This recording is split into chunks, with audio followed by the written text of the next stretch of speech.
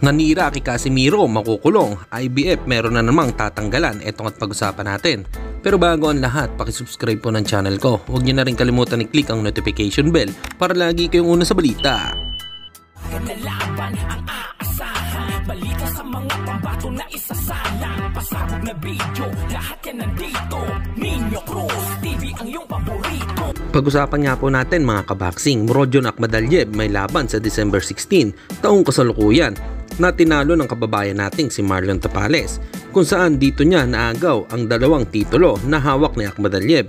Harapin nga ni Murodjon Akhmadaliev si Mexican fighter Kevin Gonzalez para sa title eliminator sa WBA. Ibig sabihin lang nito, kung sino ang manalo sa dalawa ay siya ang lalaban sa world title sa mananalo sa pagitan ni Marlon Tapales at ni Japanese monster Naoya Inoue.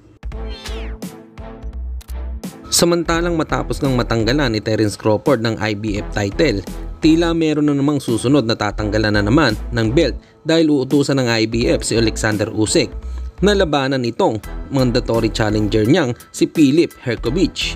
Bagamat pumayag naman na maglaban muna si Usyk at Tyson Fury para sa unification fight, kung sino ang mananalo sa dalawa ay dapat daw labanan agad si Filip Hrgovic immediately dahil siya ang mandatory. Sa malamang ay hindi nga ito papatulan ni Usyk dahil may rematch clause kasi sa pagitan ni Tyson Fury at Usyk. Kaya naman inaasahan kung sino ang mananalo sa dalawa at hindi susunod sa IBF na labanan ang mandatory challenger ay tatanggalan din ito ng titulo.